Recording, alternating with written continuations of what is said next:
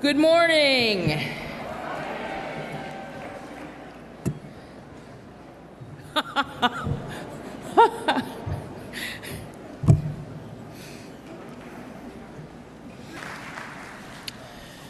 Thank you. You ready? I can't. But someone Suggesting can. is that the person that I'd like to have the first pro speaker for this, who originally brought this action of immediate witness. I'm going to go to the pro microphone, but I'd like you, sir, at the procedural microphone to give a better answer to the question of what is in flip pages, and be specific, Ginny. The People's Rights Amendment. There was a question about that. Or are you ready to go now?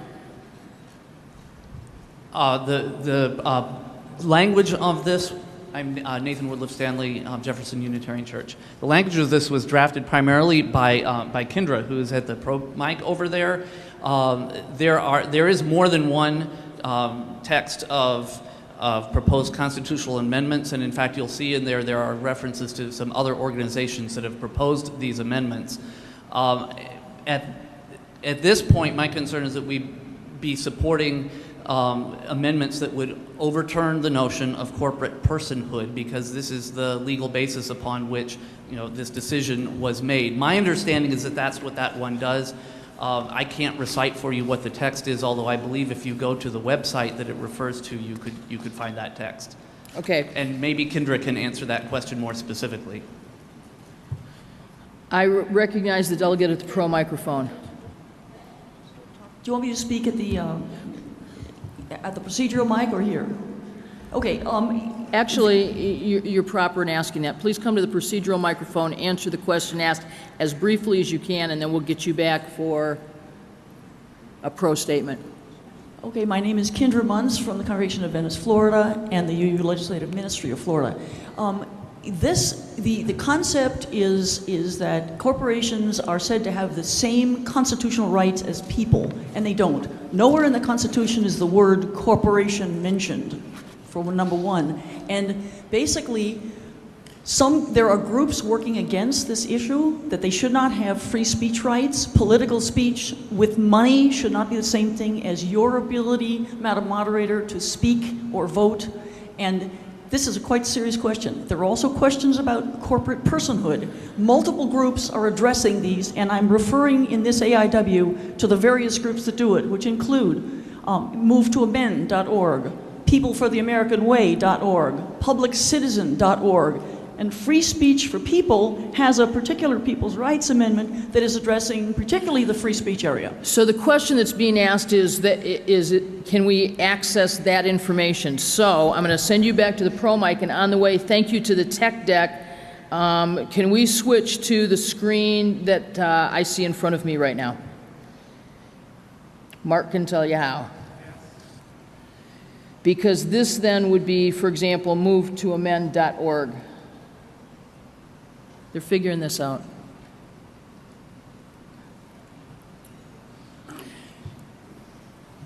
Maybe. So I'm seeing this charming screen that is MoveToAmend.org, and that actually has text of what you could sign. Does that make sense? So that when we get something like the list of different places that you could sign, you would need to go look at those. And I think that the delegate who asked, there we go, thank you, Tech Deck. So the delegate that asked the procedural question is saying, are we approving something that we don't even know what it says? And in fact, we were. This is one of the things that we're being encouraged to do. And there are others, so it's not do one thing, it's, okay, good. I recognize the delegate at the procedural microphone.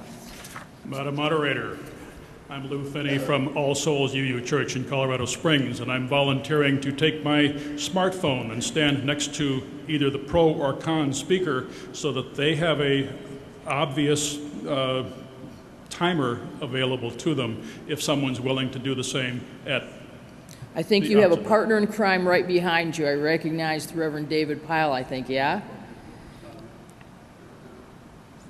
The Reverend David Pyle from the UU Fellowship of Midland, Michigan. I actually have the actual People's Rights Amendment pulled up. Ah. So I have it available if anybody needs to see it. Is it lengthy? It is Three sections. I could actually read it. It's maybe 100 words. Go. Section 1. We, the people who ordain and establish this Constitution, intend the rights protected by this Constitution to be the rights of natural persons. Section 2. People, person, or persons as used in this Constitution does not include corporations, limited liability companies, or other corporate entities established by the laws of any state, the United States, or any foreign state. And such corporate entities are subject to such regulations as the people, through their elected state and federal representatives, deem reasonable and are otherwise consistent with the powers of Congress and the states under this Constitution. Section 3. Nothing contained herein shall be construed to limit the people's rights of freedom of speech, freedom of the press, free exercise of religion, and such other rights of the people, which rights are inalienable. Thank you. I recognize the delegate at the procedural microphone. Thank you. Pat Emery, Jefferson Unitarian Church, Golden, Colorado. I also have been coming to General Assembly for many, many years, and all AIWs go through this process that do not have congregational involvement until afterwards, other than the congregations that propose them. True. And also that many AIWs in the past have referred to documents that we didn't see the full text of. Correct. That's why I said the difference between appropriate and usual. I recognize the delegate at the procedural microphone. Thank you, Madam Moderator. Dino Drudy from Cedar Lane Unitarian Universalist Church, suburban Washington, D.C. The question I have, and perhaps the legal counsel will have to address it, is that this concept of corporate personhood, among other things, allows these corporate entities to go into court and sue. Is the UUA such a corporate person? And were this amendment that's proposed to pass, how, and be enacted and put into the Constitution, how would it affect the UUA?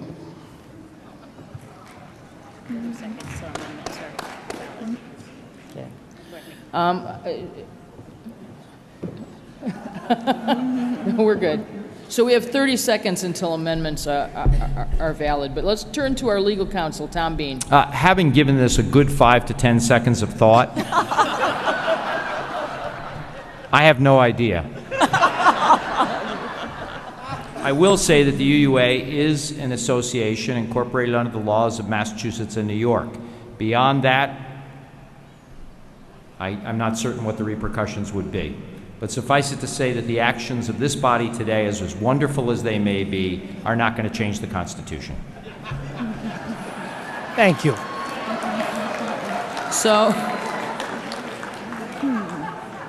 whoa, okay. You've been hanging out with me too long. All right, I recognize the delegate at the pro microphone. Thank you, Madam Moderator. My name is Kendra Muntz from the UU Congregation of Venice, Florida. I do appreciate all these comments, and the fact is that I definitely support this amendment, this proposal as amended. Corporate personhood is a complicated issue. It would have to be dealt with. The free speech of people is an issue, very specific, saying corporations should not have the same free speech as people. What we're trying to do with this AIW is to raise these two issues, raise the whole concept of corporate personhood and free speech for people in front of the national eyeballs via the presidential debates, because it's huge. It's affecting people, and so many people have no idea of what's really affecting them. Okay, thank you very much. They need to see this. They need to understand what's happening, so that of the many issues that are hurting them in their bread and butter, in their pocketbooks, in their home, losing their jobs, this is related to this. It's all related. That's what we're trying to do, and that's what UUs can help do if they will. Going back to their congregations, involving them, helping them reach out, take the actions that are in this AIW. They're not hypothetical. This is not conversation. It's real stuff. If we help raise the dialogue, we can get this in front of the public, and that's where it needs to be in order to word any amendment to the Constitution, either on corporate personhood or on free speech for people. And I just want to add thank you so much to those people in the mini assembly. The added amendments were wonderful. Whereas anonymous unlimited campaign spending and its associated domination of the media conflict with the fourth and fifth UU principles, yes, okay? And be it resolved that we're supporting pending and future federal state legislation requiring maximum disclosure of corporations, by corporations, of all political contributions they make, whether directly to candidates or indirectly to advocacy groups. Yes, that's a wonderful thing. And even the very last two sentences where, to be sure, I did try to put in. Thank you. I recognize the delegate at the procedural microphone. Thank you. My name is Susan Anderson. I'm a delegate from the Unitarian Universalist Society of Wellesley Hills in Massachusetts. I'd like to propose, if it's possible, and phrase this as a question, a friendly amendment to this, that in line 20... No. Let me back up. No. There are no amendments that would be allowed to this because there is no unincorporated amendment allowed. But would it be a grammatical error? Correction perhaps to say sign a resolution for a people's rights amendment such as proposed You're at actually WW changing Free it. Speech. You're actually changing it. I'm making it more consistent also with lines 26 through 28. So. Thank you, no. All right. Thank you. Good. I recognize the delegate at the con microphone. Thank you. My name is Robin Ditzler. I'm a delegate from Quimper Unitarian Universalist Fellowship in Port Townsend, Washington. I too was horrified by the Citizen United decision. And I would like to see that changed by whatever means possible. However, and I don't need to be convinced of the merits in many parts of this righteous statement that's being proposed. That has nothing to do with the fact that I'm going to be voting against this. And I'm going to tell you why. This whole drama here that has been unfolding is a classic example of what I find wrong with the entire process. We Unitarians pride ourselves on doing research, doing careful reflection, democratic discussion in our congregations, which is at the heart of our process for statement of conscience. And yet every General Assembly, we come here and we throw these things at each other. Today, we had this whole discussion about what we did or didn't know, and some very kind people looked up stuff on the internet to read it to us, and then we get to think about it and make a decision. And I have an issue with that, and I have an issue with the perception that those that vote against these righteous causes may somehow be a problem. So, while I hate the Citizen United decision, I also kind of hate this process. So, this is not how I want to be doing business. We also have a wonderful state advocacy organization in the state of Washington, and there are many, many ways to fight the Citizens United decision. To me, this is not one of them, and I'm going to vote against this. Thank you very much. I recognize the delegate at the procedural microphone. Madam Moderator, Rudy Sprinkle from the Unitarian Society of Germantown in Philadelphia. I'd like to move the question. Okay, all of those who, if you haven't been here before, this is a vote to say, I've heard enough, I'd like to stop talking so we can vote. All those in favor, raise your voting cards. Thank you. All those opposed? That means you're ready to vote. We are now voting on action of immediate witness number 4, oppose Citizens United, support free speech for people, as shown in today's CSW alert. All those in favor of AIW 4, raise your voting cards. Thank you. All those opposed?